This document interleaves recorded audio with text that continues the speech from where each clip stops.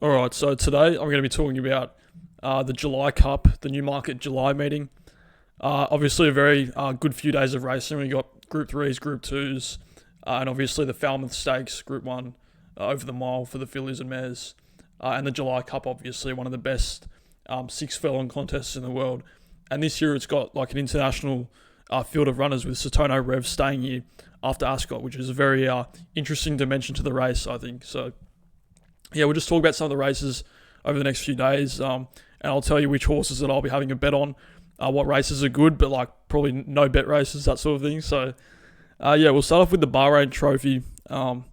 Day one at Newmarket, obviously tonight.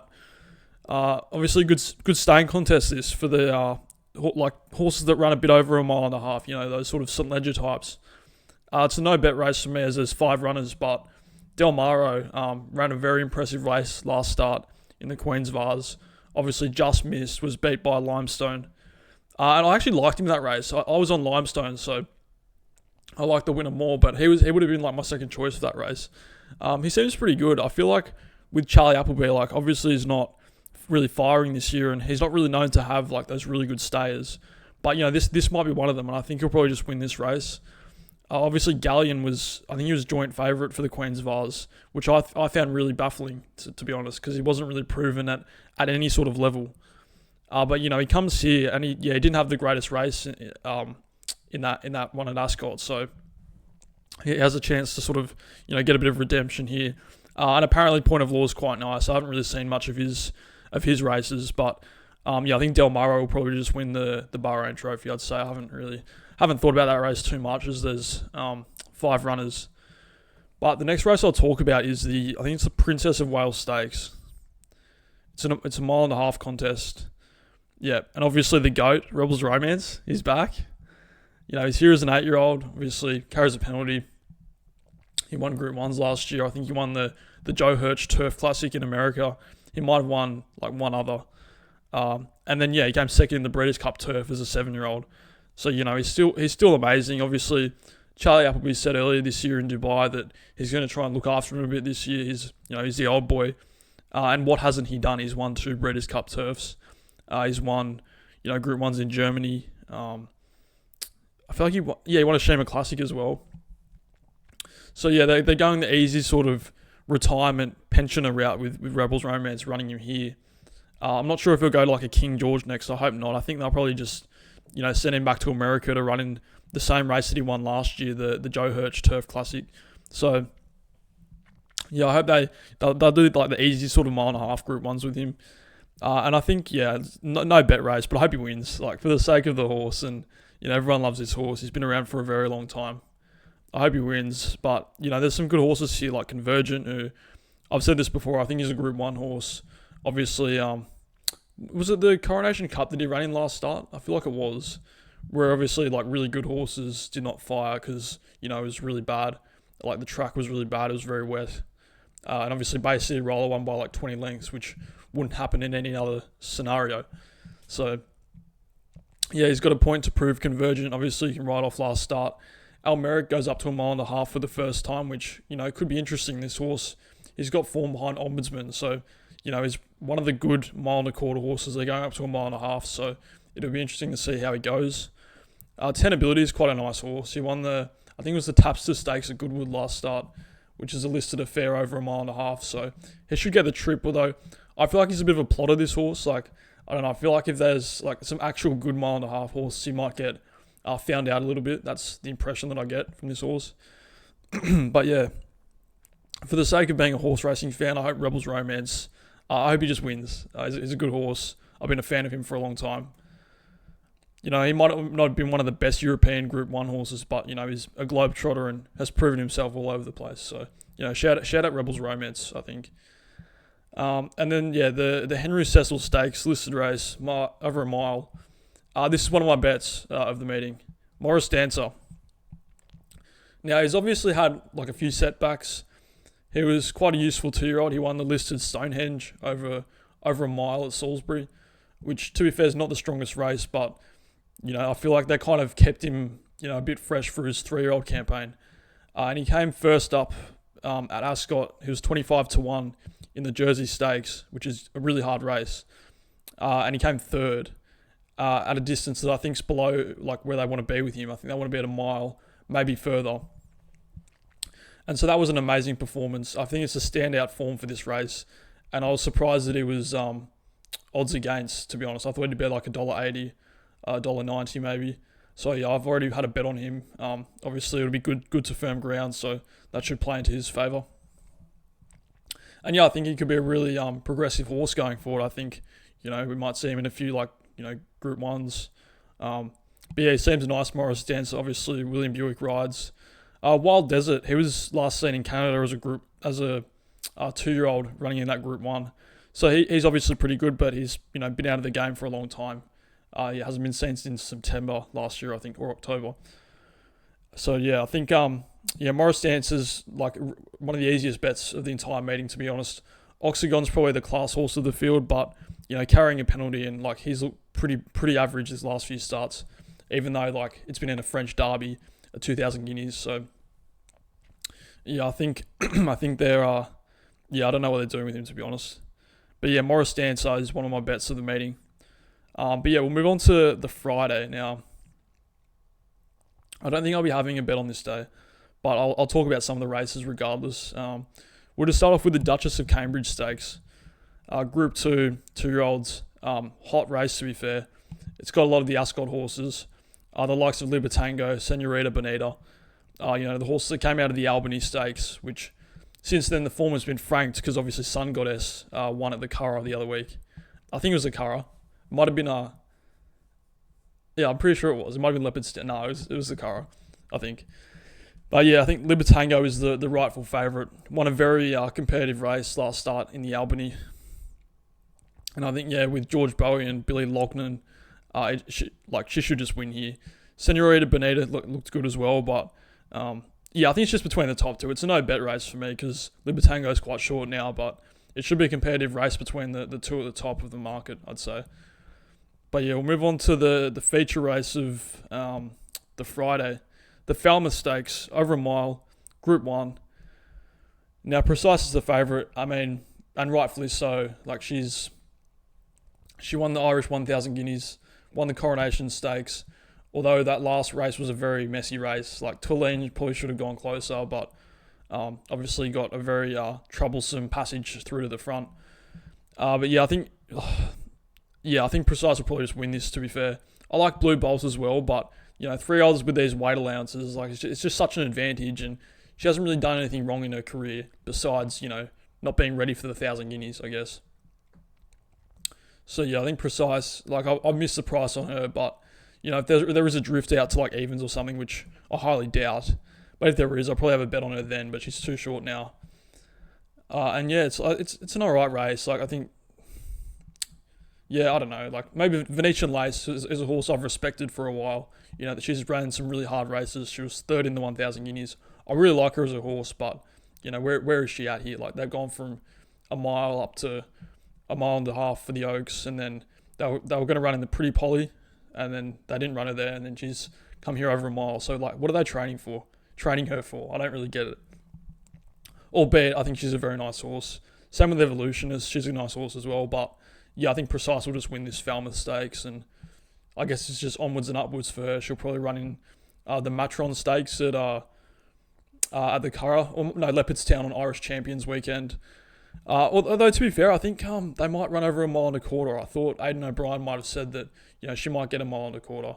And I think there was talks about her being in the Oaks too, so yeah, it'll be interesting to see what way they go with Precise. They really could run her in anything that's not a mile and a half. They could run her in an Opera on Arc weekend, maybe a Champion Stakes, you never know. So she's very good Precise. But I think that's about it for Friday. We'll go on to Saturday now. Really hot day of racing. We've got that Group 2 at Ascot as well, the Summer Mile, which, there's some Group 1 horses in there, which I'll touch on shortly. But we'll start off at Newmarket, the Superlative Stakes, 7 furlongs. Pretty good race, to be fair. Seen some good horses win this in the past. I think City of Troy might have won this. But yeah, Abraham Lincoln, obviously the Aidan O'Brien industry plant. had one run as a favourite for a Group 2, which, we see all the time. A La Chapelle got pulled at the gates at Ascot, was the favourite. I think it might have drifted before the off. Before obviously it got scratched, but yeah, I feel like this race could throw up a really good horse. Al Hudaiba, obviously 2 starts back, tossed Tom Marquand off. I think it was at Yarmouth. Looked pretty bad to be fair, but obviously Zach Lloyd, straightened it out last start. I'm sure William Buick could have straightened it out too, or Tom Marquand, but yeah, he seems he's got the race experience and he's kept winning aside from 2 starts back. So yeah, interesting race. I'm not having a bet. Pikachu looked really good last start. He was trucking into that race, I thought. So he could run well.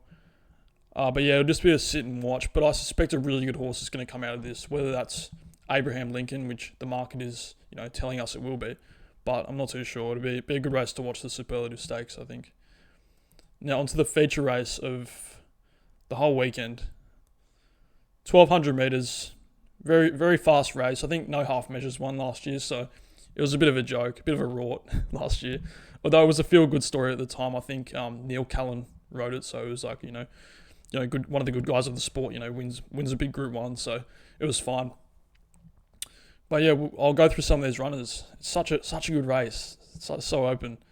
Venetian Sun. Now, really elite 2-year-old filly. She won the pre-Morny against horses like Gastard. So obviously class from day one. They tried to get her up to a mile for the 1,000 guineas, but we all kind of thought that she might be more of a sprinter, and she, solidified that thinking by winning the Sandy Lane, or I think it's got a new name, at Haydock, the group 2 for the 3-year-olds, and then won the Commonwealth Cup, one of the feature 3-year-old races in the calendar. So she's obviously all class, but she comes here against older horses. Obviously has a massive weight allowance, but these horses like Almeraq and Satona Rev, they're big, strong horses. I don't know. I think she's vulnerable here, and I think Carl Burke said that she's in season. So that's she's more worried about other stuff than racing. And for me, that's a massive problem. I think class can get you a very long way, but there's just a lot stacked against her here. And then I'll move on to the horse I'm backing in this race, Almeraq. And why wouldn't you back this horse? He's very progressive. I think he was a bit of a handicap sort of horse. Then he's come up the ranks. Obviously, he had that really bad fall at York, I think, where Jim Crowley came off and broke his leg, and obviously would have shattered the confidence of this horse. Then he comes back, wins his first run of the year, and then goes around in the Jubilee, the Queen Elizabeth Jubilee Stakes at Ascot at a massive price against horses like Jolly Star and Satona Rev, who are arguably the best sprinters in the world behind Car Ying Rising. And then he goes and wins Tom Marquand, William Haggis. It's just a feel-good story, and William Haggis was so, the post-race interview he had was just so good. It was congratulating the Aussie connections and Japanese connections. It was just really good moment, I thought, even though I was on Jolly Star, so I was a little bit salty because we didn't win, but it was just a feel-good moment. And the Jubilee Stakes every year is just such an epic race. I think it was a bit boring when Carden won it for 2 years, but last year when Lazat won and Satona Rev was there, and then this year where Jolly Star, Satona Rev, and Almeraq flying up the inside, it's just a sick race. And these sprint races can be a bit of a lottery, but when you have finishes like that, it's just fuck, what a good sport this is, I think. So yeah, Almeraq's my pick here. He's a clear form horse. He beat Jolly Star. He beat Satona Rev. And I think Satona Rev, I've got a bit of a theory about him. I think when he's running on the straight course, because obviously he comes from Japan where they only run around a bend, I think when he's on the straight course, I think it finds him out a bit, and I think he idles a little bit when he's about to hit the front. That's the impression that I get.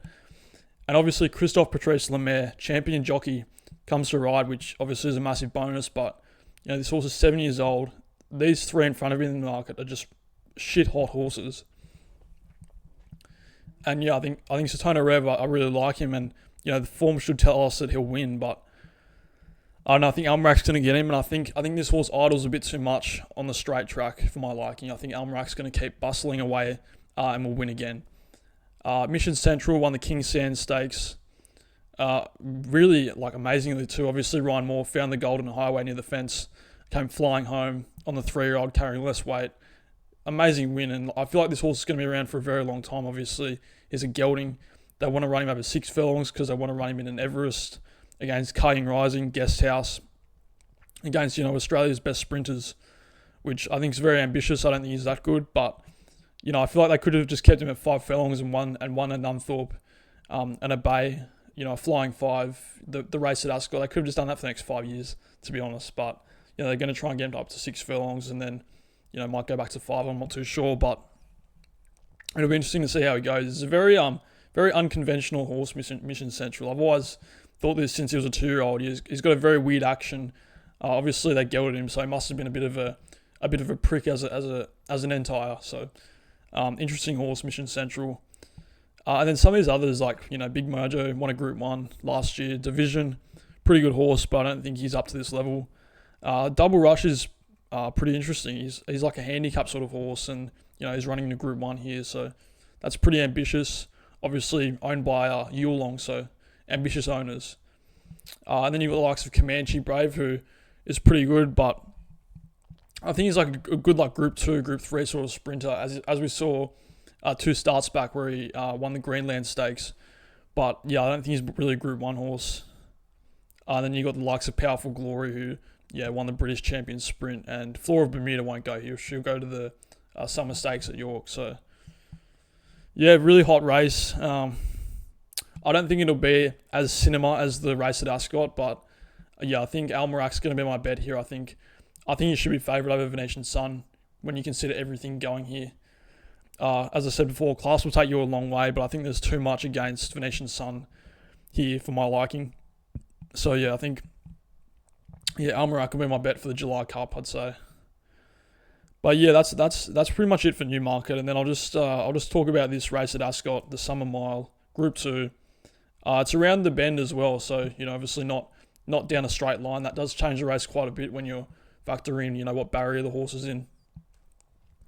But More Thunder's a favourite. I would have a bet on him, but I've got to see him do something first. Like when he was in that Queen Anne Stakes and Tom Marquand was under the pump at the 5 furlong mark, I was literally shocked. I couldn't believe that. He's that lazy, this horse, and I just can't back him until he wins another race. For me, he could very well go and win here. Second in the Queen Anne Stakes is really hot form, but I need to see him do it first. I just feel like he's so lazy, and the fact that Kieran Fallon's riding him here as well, he's got to be so on it. He's gonna have to really rev him up and get him going, because he just seems like a bit of a lazy horse. At least that's the impression that I got from last start. But Zeus Olympios, obviously Group 1 caliber horse. He was third in the Lockinge when he was arguably in the wrong part of the track. If he gets a good barrier and a good jockey, I'll have a bet on him. But we might not. A lot of the good jockeys are at Newmarket for this meeting. So it'll be a bit touch and go here in this race. I think I've got to wait till there's a few more factors finalise. No Lunch is an interesting one. Obviously, is a bit of a winning machine. I think he won a decent race in France last start. He carries a penalty, so it must have been a Group 2 or something like that. But probably won't have him. He probably wants a bit of give in the ground, and it's going to be rattling hard at Ascot, I'd say. Now, this is the horse. If Zeus Olympios doesn't get a good barrier or a good jockey, I'm going to have a bet on Jonquil. I think he's really good. You can just write off last start in the lock-in. Shit happens. It wasn't really his day. Just didn't really pan out for him. But, he comes here, dropping grade, Group 2, gets Colin Keane, Juddmont. There's a lot of good things about this horse I like. And, he won, 2 starts back. So I feel like this is one where you can just forgive his last run and go again. And this drop in grade is a massive help for him, I think. So, he'll be a bet if Zeus Olympios doesn't, have a good jockey and a good barrier. And, some of these other horses might surprise. David of Athens I was shocked to see this horse run here. He's a dirt horse from America. And he spent the winter in Dubai running in dirt races at Jebel Ali, and he was tailed off in a Godolphin Mile on World Cup night. So I don't really know what they're doing with him. Obviously, they're trying him on turf. It's kind of cool, I guess, by Watnan Racing to, switch surfaces with their horses.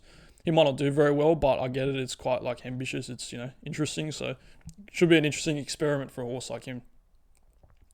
But obviously my bet will be Jonquil if Zeus Olympios doesn't have a good jockey or barrier. So Yeah, if you like this sort of content, like and subscribe. It should be a pretty good weekend of racing. But yeah, like and subscribe. Follow me on Twitter, and I'll see you later.